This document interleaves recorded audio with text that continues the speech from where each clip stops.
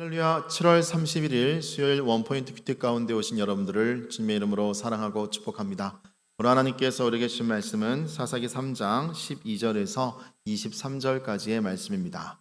사사기 3장 12절에서 23절까지의 말씀 다 같이 한 목소리로 함께 읽도록 하겠습니다. 이스라엘 자손이 또 여호와의 목전에 악을 행하니라. 이스라엘 자손이 여호와의 목전에 악을 행함으로 여호와께서 모압 왕 에글론을 강성하게 하사 그들을 대적하게 하심에 에글론이 암몬과 아말렉 자손들을 모아 가지고 와서 이스라엘을 쳐서 종려나무 성읍을 점령한지라. 이에 이스라엘 자손이 모압 왕 에글론을 18해 동안 섬기니라. 이스라엘 자손이 여호와께 부르짖음에 여호와께서 그들을 위하여 한 구원자를 세우셨으니 그는 곧 베냐민 사람 게라의 아들 왼손잡이 에웃이라. 이스라엘 자손이 그를 통하여 모압 왕 에글론에게 공물을 바칠 때에 에웃이 길이가 한 규빗 되는 좌우의 날선 칼을 만들어 그의 오른쪽 허벅지 옷 속에 차고 곡물을 모압 왕 에글론에게 바쳤는데 에글론은 매우 비둔한 자였더라. 에웃이 곡물 바치기를 마친 후에 곡물을 메고 온 자들을 보내고 자기는 길갈 근처 돌 뜨는 곳에서부터 돌아와서 이르되 왕이여 내가 은밀한 일을 왕에게 아뢰려 하나이다 하니 왕이 명령하여 조용히 하라 하매 모셔 선자들이 다 물러간지라. 에웃이 그에게로 들어가니 왕은 서늘한 다락방에 홀로 앉아 있는 중이라.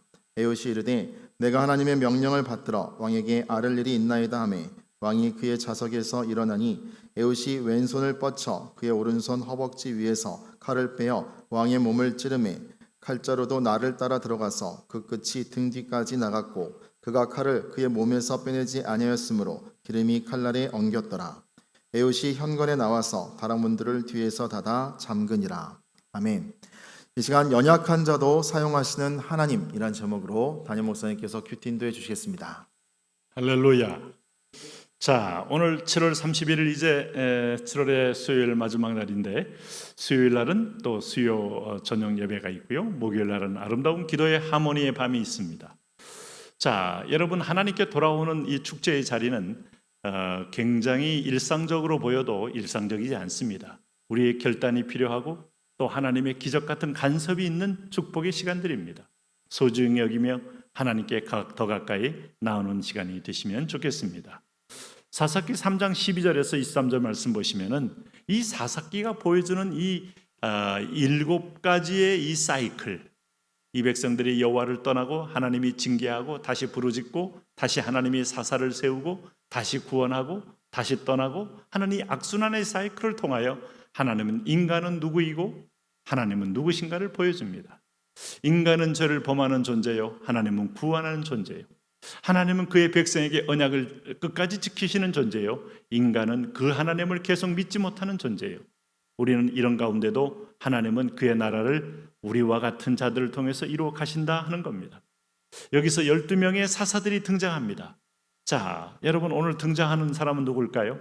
에훗이라는 사람이 등장하면서 이 백성들을 다시 오늘 18년의 어떤 저주에서 다시 구원해냅니다. 자, 이들이 18년의 저주 안에 들어간 어떤 계기는 뭐였다고요? 사망의 세력에, 어떤 면에서 어둠의 세력에 들어가서 나의 자산을 잃고 건강을 잃고 어떤 면 기회를 잃게 만든 세력은 누구였다고요? 12절에 보니까 하나님이 오늘 이 세력을 에글론에게 팔아버린 겁니다. 이스라엘 자손이 또 여호와의 목전에 악을 행하니라. 여러분, 우리가 잘 될 때도 하나님이 우리를 보고 있고 안 될 때도 보고 있고 아플 때도 보고 있고 건강할 때도 보고 있고 우리가 높은 자리에 올라가 있을 때도 보고 있고 아주 파직되었을 때도 보고 계신 분이에요. 거기서 어떻게 행동하냐에 따라서 당신의 그 다음은 열려지고 하나님의 내용이 결정되는 겁니다. 이스라엘 자손이 또 여호와의 목전에 악을 행하니라 그랬습니다. 이스라엘 자손이 여호와의 목전에 악을 행함으로 여호와께서 모압 왕 에글론을 강성하게 하사 그들을 대적하게 하심에, 모압 왕 에글론은 여러분 아주 미약한 부족이었습니다.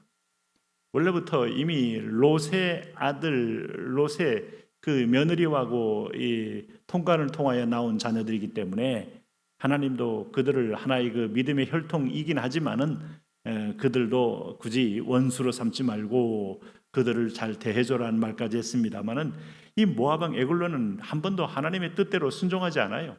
이스라엘 백성이 구원의 행진을 가로막고 또 이들을 향하여 오랫동안 괴롭힙니다. 근데 지금 왜 힘을 못 썼습니까? 하나님의 구원 역사가 압도했기 때문에 이보다 더 강력한 블레셋, 아말렉, 또 기르가스, 히위, 헷 족속, 7 족속에 포함되는 족속이 아니에요. 극히 아주 미미한 세력이었는데 이 미미한 세력들이요, 나의 죄로 인하여 강성해서 나를 지배하게 되더라 이거예요.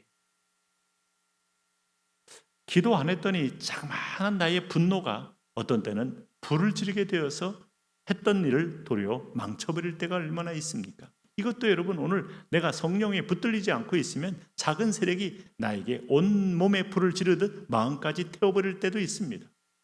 여러분 다 됐는데 몇 푼이 안 돼서 어떤 것은 못하게 됐기 때문에 다시 사업이 원상복귀되어서 그동안 했던 수고가 물거품될 때도 있어요.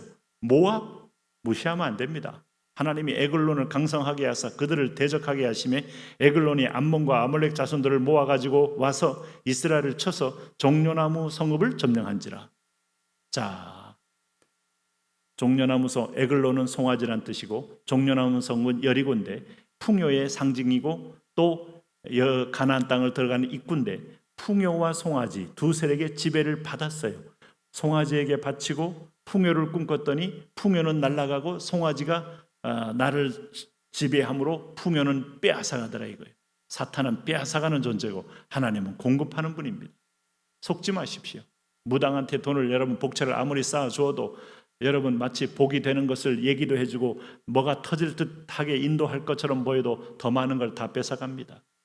그런 어리석은 행진을 여러분 지식인이라는 사람들이 그 앞에서 쩔쩔매면서 조종을 당하고 있는 걸 보면 하나님이 얼마나 하늘에서 탄식하며 안타까워하겠습니까? 오늘 그래서 8년에서 10년이 늘어났어요. 두 번째 범죄에서는 하나님의 그 연단의 기간이 길어납니다. 잘 기억하셔야 돼요. 그러므로 우리가 돌아오는 것은 바로 지금 즉시 이게 답입니다. 그러나 우리가 하나님을 떠난 것은 참으로 그건 위험하기 때문에 하나님께 매어 달리고 붙어 있어야만 사는 길입니다. 자, 그랬을 때 이스라엘 자손이 여호와께 부르짖음에, 자 18년 동안 다 뺏기고 노동해도 자기들 한 푼도 못 받고 다 남이 가져가는 걸 보면 비로소 주인이 누구인지 공급자가 누구인지 알지 않겠어요? 그러니까 그들을 위하여 한 구원자를 세우셨으니 그는 곧 베냐민 사람 게라의 아들 왼손잡이 에웃이라.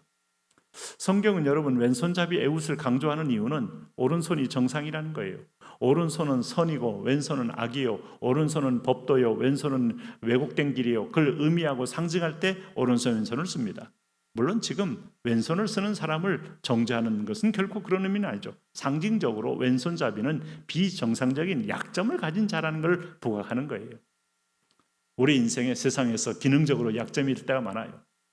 나는 운동신경이 매우 빠르다는 분도 있지만 매우 둔하여 10번을 배워도 잘 안 되는 분도 있고, 또 어떤 분은 참 이 지능적으로도 파악과 이해가 늦어서 뭔가를 들어도 잘 모르는 분도 있고, 어떤 분은 너무 또 잘 이해하고 아주 분위기 파악을 잘하면서 이게 뒤통수를 골고루 치는 사람도 있을 수 있을 것이고, 여러분 세상을 살아가는데 나의 강점이 있고 약점이 있고 모든 사람 볼 때 은사에서도 장점이 있는 은사, 없는 은사 다 당연히 구분되지 않겠습니까?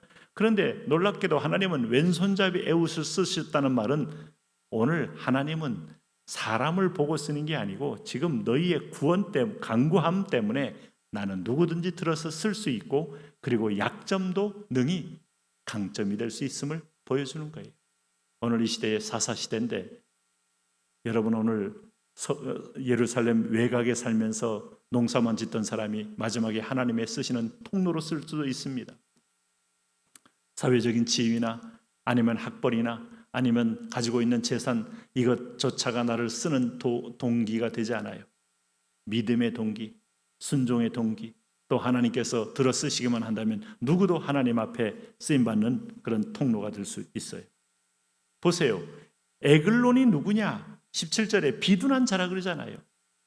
비둔하는 것은 몸이 뚱뚱하고 민첩하지도 못하고 어리석은 사람이라는 거예요. 먹기만 막 먹어서 몸에 기름기가 가득하다는 게 이제 은연중에 보이지 않습니까? 그런데 에훗이 곡물을 바치러 와서 아주 긴한 얘기가 있다고 하니까 신하들 다 물리고 서늘한 다락방에 앉아 있다가 에웃은 그때 뭐하러 들어갔습니까? 요즘처럼 전기 탐지기가 있는 게 아니고 오른쪽 허벅지에 칼을 숨기고 들어갔다가 왕이여 하면서 여기 참 재미있는 편을 썼어요. 20절에 보니까 내가 하나님의 명령을 받들어 왕에게 아랠 일이 있나이다. 이게 바로 이제 기도하니까 에웃을 통하여 치라는 명령을 받은 거죠. 그랬더니 오늘 왼손을 뻗쳐 오른 허벅지에서 칼을 빼어 그대로 찌른 후에 여러분 에글론은 말 한 번 못하고 그냥 숨이 끊어지면서 기름이 나와 엉거붙었다는 거 아니에요. 하나님이 함께하면 한 방이면 돼요. 100명의 군대가 다 동원될 필요도 없고 전국적인 어떤 여러분 소란 피울 것도 없어요. 지금도 그렇습니다. 남북관계도 그렇습니다. 세계 전쟁도 그렇습니다. 지도자 한 사람을 하나님이 아웃시키면 끝날 수도 있어요. 하나님이 주관자입니다. 누구를 두려워하며 누구를 섬겨하는지 우리는 말씀을 보면서 깨닫지 못한다면 아마 가장 어리석은 사람이 아닐까요? 오늘 지혜자 하나님의 믿음의 사람 되십시오. 하나님 주님과 함께 하나님은 모든 방법을 단숨에 역전도 하고 반전도 시키는 분입니다. 하나님 앞에서 순종의 길 가게 하여 주옵소서. 예수님 이름으로 기도합니다. 아멘.